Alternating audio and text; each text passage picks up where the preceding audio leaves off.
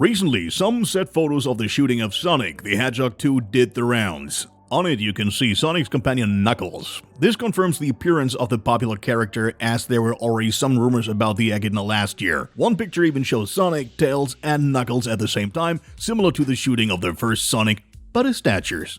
Besides that, a photo proves that actors James Marsden and Tika Sumpter are coming back. Allegedly, there are plans for Aquaman star Jason Momoa to take over the dubbing of Knuckles, but this has not yet been officially confirmed. Paramount's Sonic the Hedgehog 2 is set to be released on April 8th, 2022.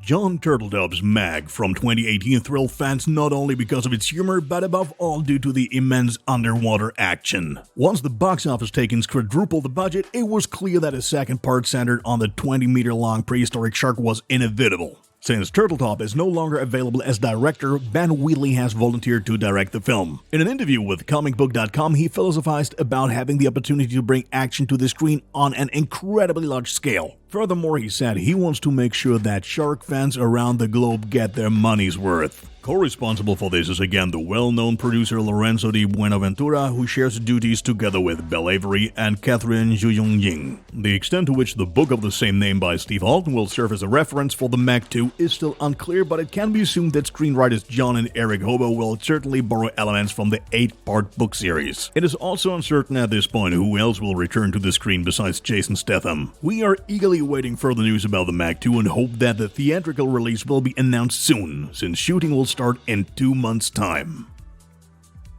Following the leaking of growing amounts of information about the upcoming MCU adventure Spider-Man No Way Home in recent weeks and months, Doc-Ock actor Alfred Molina recently spoke out in an interview with Variety. Unusually, frankly, the meanwhile 67-year-old chatted with the trade magazine about his until then not yet officially confirmed role as Doc-Ock and the multiverse in the film. He's going to play the exact same character as in Sam Raimi's Spider-Man 2. Lots of fans will still remember the end when he apparently sacrificed himself in the Hudson River. This is exactly where No Way Home is meant to pick up because, as Molina explains, Doc-Ock actually didn't die in this scene, which is why this scene will be resumed in the new film. In order for this to run smoothly, Molina has to be digitally rejuvenated since between Spider-Man 2 and No Way Home, well, they're almost 15 years apart. Another surprising aspect is the importance of his role in the new MCU film, as it's not going to be just a small appearance by any means. On the one hand, we have a Spider-Man whose identity is known to the whole world, and on the other hand, we have a Doc-Ock who has to deal with the collapse of the multiverse. Especially the latter would be perfect for an introduction of Doctor Strange, who has already been more or less confirmed. This meeting of different worlds is then of course predestined for the various villains, first and foremost Doc-Ock and Electro, who then in turn have to be fought by various Spider-Man. Therefore,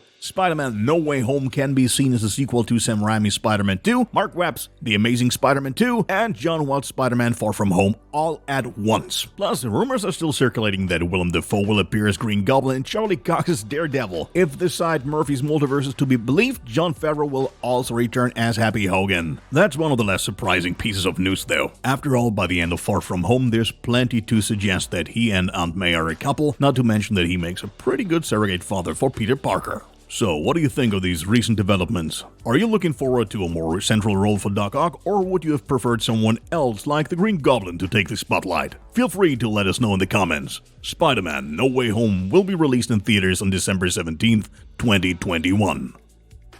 In June, the shooting of the Mad Max Fury Road prequel around the background story of the young Furiosa will finally start. At a press conference, director George Miller has now revealed how huge the prequel will actually be. The 76-year-old shared a surprise right at the beginning, namely that the blockbuster, like Fury Road, will also be shot in Australia, more precisely in New South Wales. Also present was Gladys Berejiklian, the premier of this Australian state. She informed those present that Mad Max Furiosa will be the biggest production ever shot in Australia. Quite an announcement. After all, Aquaman and Thor Love and Thunder were also shot down under. In turn, this also means that Furiosa will be much bigger than Fury Road, and not just in terms of production. While Fury Road covers a period of 3 days, Furiosa is expected to span several years. Lead actors Anya Taylor-Joy, Yahya Abdul-Mahdi II, and Australian-born Chris Hemsworth will provide the perfect atmosphere in front of the camera, while you cannot probably count on an appearance by Fury Road star Tom Hardy. Tom Hardy as Mad Max should not be entirely dismissed, however, since director Miller has planned further appearances with him, though not in Furiosa. The blockbuster with Anya Taylor-Joy is scheduled for release on June 23, 2023. In the HBO series Game of Thrones, Emilia Clarke was able to wow the masses with her role as Daenerys Targaryen. As Variety reports, the 34-year-old is now headed to the new Marvel project Secret Invasion, where she will take on an as-of-yet unknown role alongside Olivia Colman, who was also recently signed on. If the rumor turns out to be true, it would be Clarke's first role in the MCU, where she would then join Colman as well as Samuel L. Jackson and Ben Mendelsohn. The content is about Skrulls, which are alien shapeshifters that have infiltrated Earth and assumed the identities of various Marvel heroes. The series is not intended to be quite as big as the comic book, however, and the focus will thus not be on the appearance of as many Marvel characters as possible, but rather on the prevailing paranoid atmosphere. The project is being produced exclusively for Disney Plus and unfortunately does not yet have a fixed release date. Just a few weeks ago, Michael Keaton confused many fans when he told Deadline that he was still unsure about his return on The Flash due to the pandemic. Now, as reported by The Rap magazine, it has been officially confirmed that Keaton will be part of the filming that started on Monday, and as expected, he will be seen in his role as Batman. The story revolves around the protagonist's fateful journey into the past, causing massive consequences for the present. Therefore, we will not only get to see Michael Keaton, but also Ben Affleck as Batman for the last time. DC's The Flash is scheduled for release on November 4th, 2022.